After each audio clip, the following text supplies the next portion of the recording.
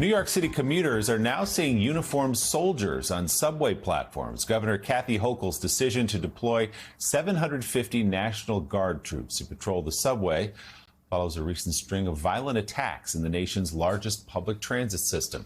Here is some of what Governor Hochul told us yesterday on Morning Joe about her decision. I can show you all the statistics in the world that say you should feel safe because the numbers are better. But you're the mom on the subway with your baby in a stroller. You're the parent putting your kid on the subway to go to high school. You're that senior citizen going to a doctor appointment. If you're anxious that I'm the governor of the state of New York, I'm concerned about it. And if you feel better walking past someone in a uniform to make sure that someone doesn't bring a knife or a gun on the subway, then that's exactly why I did it.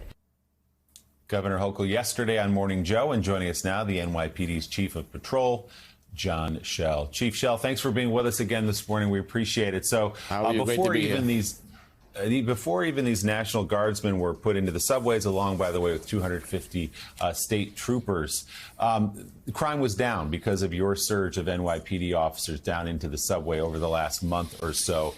But what does this additional 1,000 soldiers and officers mean to the safety of the subway? Well, listen, we greatly appreciate the help from the governor. She's been a great partner with the mayor in crime reduction in the subway. But I just want to put it into perspective. We don't want a couple high-profile events taking over the narrative of what's going on in transit. So I'll just take you a walk back. In January, crime is up 48%. That's a big number, 48%. And the reason that was is we lost resources from last January. But like you just said, in the last 5 weeks, with the people, the cops we put back into the system, in the last 5 weeks, crime is down 12%. That's 6 crimes a day we're trying to battle. So that's the numbers, but people need to feel safe. So we'll take the help with a layered approach where people see the National Guard, see our cops, see the bag checks where it's a layer, not a magic bullet, but it shows the layers. And crime is coming down in transit, and we think in a couple of weeks we'll be in a good place. Now, Chief, yesterday when we had the governor on, we talked about this. I thought it was a great thing. Yeah. Help the cops. Help. NYPD needs all the help they can get. And like you said, we'll take it. But then I asked her about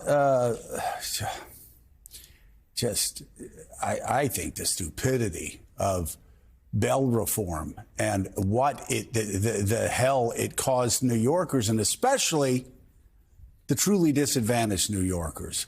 And Rev and I talk about this all the time. People of color have suffered disproportionately because some woke people in Park Slope and in Albany got together and decided, hey, we're going to change human nature. Well, Willie and the governor and I, we were talking yesterday about recidivism and how it's not this great, huge class of new criminals. It's a small group of people doing the same things over and over again. Talk about that. And that's the main point about everything we're doing here. When bail reform was put forth, had some good pieces in it. Like I said last year, people shouldn't sit in jail for stealing a bag of chips because they can't make $100 bail. Speedy trial. People deserve a speedy trial. Right. And then within bail reform, they made some reforms to it where the judge has a power to keep someone in. If someone commits a crime against a personal property and they do it twice, the second time around, the judge, bail can be asked for and bail should be set. The only thing with bail reform that hasn't changed yet that must be changed, this is our opinion, is the discovery for the district attorney's office. It's really hampering their ability to go after the recidivists. So let's talk recidivists for one moment. I'm going to give you 2 numbers that are going to make you feel uncomfortable. So retail theft, the big problem we had here in the city last year, is coming down, but still a problem. If I told you 542 people were locked up for theft in New York City last year, and they've been arrested 7,600 times.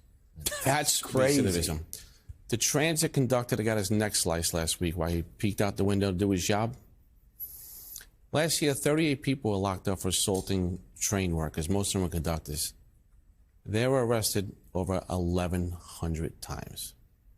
So if the recidivism was working, when the process works, it's great. When the cops do their job, and the DA does their job, and the judge does their job, and the elected officials do their job, the process works.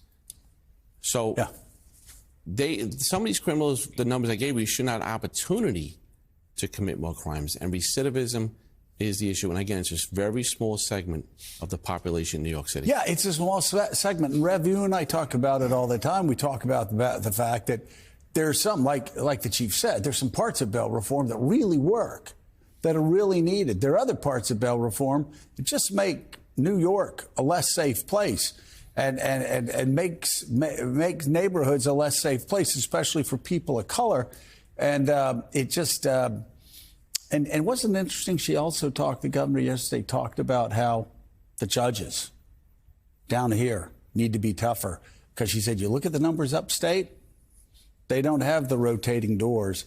The judges down here need to toughen up on crime. No.